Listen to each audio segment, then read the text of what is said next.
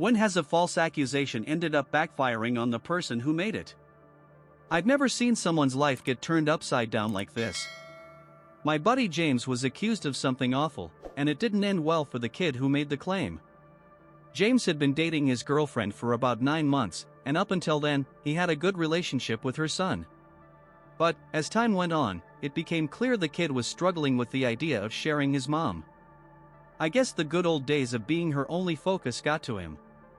At first, it was just small stuff like the kid saying James got mad at him or raised his voice. But his mom, who was always nearby when these things supposedly happened, brushed them off as nothing. The more the kid pushed, the more outrageous the claims got, until he told his mom that James had threatened him physically. Now, anyone who knows James would know this didn't add up. He's the kind of guy who always has a smile on his face and gets along with everyone. I've known him for over 25 years, and I've never seen him lose his temper or raise his voice, especially not at a kid. He's just a good guy, always calm and gentle. So James was rattled. He couldn't understand why this kid was saying these things. Every time he talked to his girlfriend about it, she downplayed it, saying that kids lie and exaggerate all the time. She never really sat down with her son and explained how dangerous these kinds of lies could be. If she had, maybe everything that happened next wouldn't have unfolded. One weekend, the kid went to his grandparents' place. James had a day out planned with his girlfriend, but the police had other ideas. They arrested him, based on a complaint from the boy's grandparents who said James had been abusing the kid.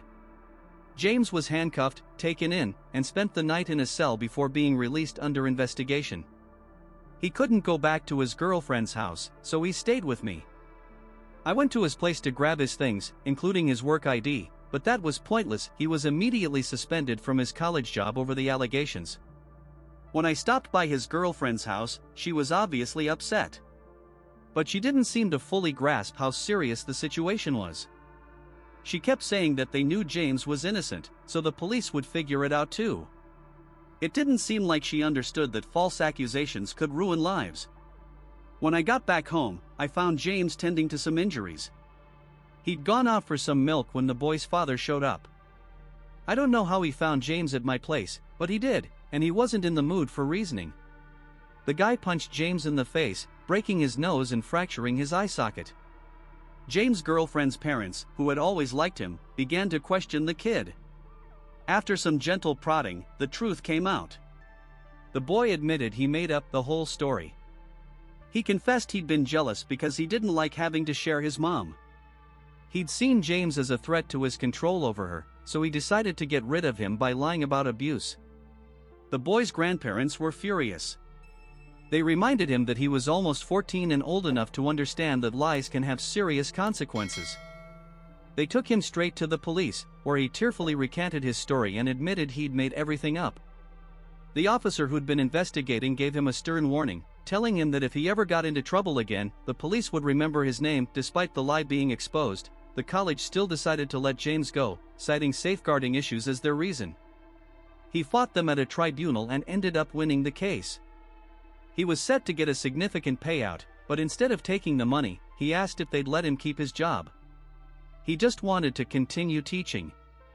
Unfortunately, they refused to see reason, and despite winning the case and receiving compensation, his career was finished.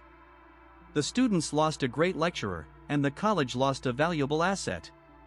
It's hard to overstate how much they lost by letting him go. As for the boy's father, he got kicked out of the army and was charged with assault, which was ironic considering he had accused James of the same thing. He received a suspended sentence, which will stay with him forever and make it hard for him to find work. The boy's grandparents, who were horrified by what their grandson had done, decided to cut him out of their will. That was a big blow to the kid because they were wealthy business people, and he had been hoping to live off their fortune, avoiding the need to work. They saw James for what he truly was, a good man who loved their daughter and her son with all his heart. They were heartbroken that their selfish grandson had ruined their daughter's chance at happiness and taken away the man they hoped she would marry. Meanwhile, the other set of grandparents, the ones who had called the police, reached out to James to apologize, which was decent of them. As for their relationship with their daughter-in-law, it's non-existent now. She resents them for not stepping in earlier, which could have stopped everything from spiraling out of control. They hardly see their grandson anymore because they can't get past his lie and selfishness. James, despite everything, thought about getting back with the boy's mother but eventually realized that some things are just too broken to fix. Now, she's a single mother again, and I've seen her a few times since. She's crushed by what happened and wishes things could go back to how they were. Sadly for her, it seems like no one wants to take a chance on her anymore. She told me she's been on a few dates, but once the men find out about the mess with her son, they end it almost immediately. She says she'll always love her son, but she hates the lie he told, and that's understandable. As for James, he's found a new path as a personal tutor and writes for a few business journals. He's managing, but it still stings.